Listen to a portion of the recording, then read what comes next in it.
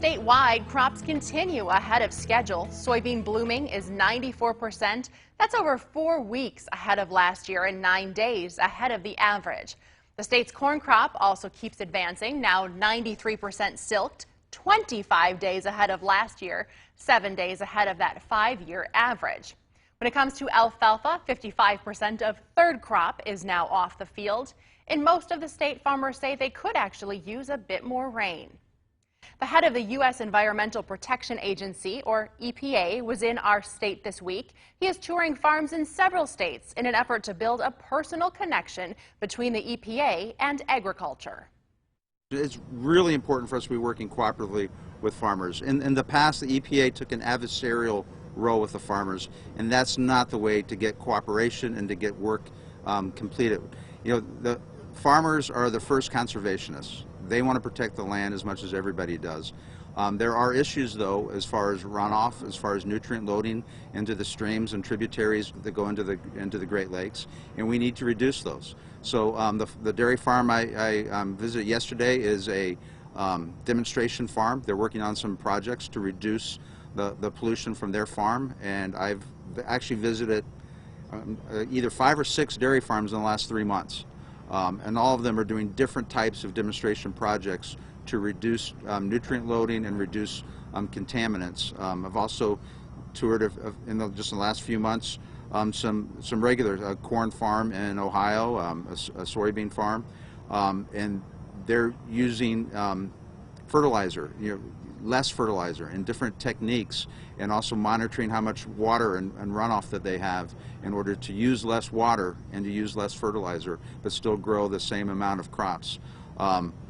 It's really important for EPA to work cooperatively with farmers instead of beating them up in order to get better environmental indicators from the farms and to improve the overall environment. So that's certainly a mission that we have at EPA under my leadership, is to work with the farmers cooperatively. We also last year entered into a first-time MOU, Memorandum of Understanding, with FFA, because we want to work with the future farmers. We want to work with the young people who are coming up so that they know that EPA is here to work with them and to be part, and we also need to recognize within the agency, across the entire agency, that they want to work with us to solve the problems.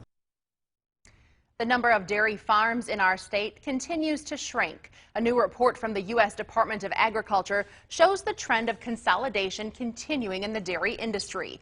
The USDA report found that in the year 2000, farms with 2,000 cows or more only represented 4.5% of U.S. milk production.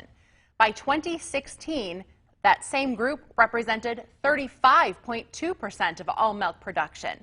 The report also shows the number of licensed dairy herds in the country fell by more than half from 2002 to 2019.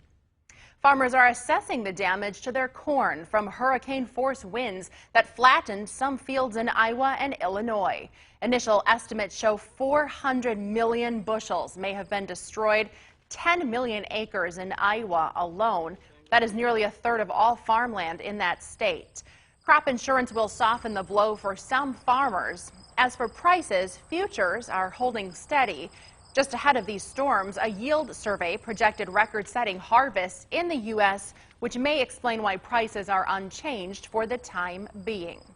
Storms that rolled through Minnesota this week also took a toll on crops. Pepper plants were destroyed by hail. At least one farm had 40% of its crop have holes in the fruit. Their only hope was to salvage some of that crop for processing right away. An entrepreneur stepped up with an offer to make a popular condiment.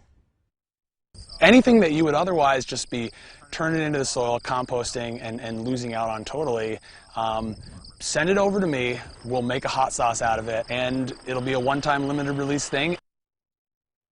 So Cry Baby Craig's Hot Sauce says they will donate all of the proceeds from this special blend back to this farm and the families who work there.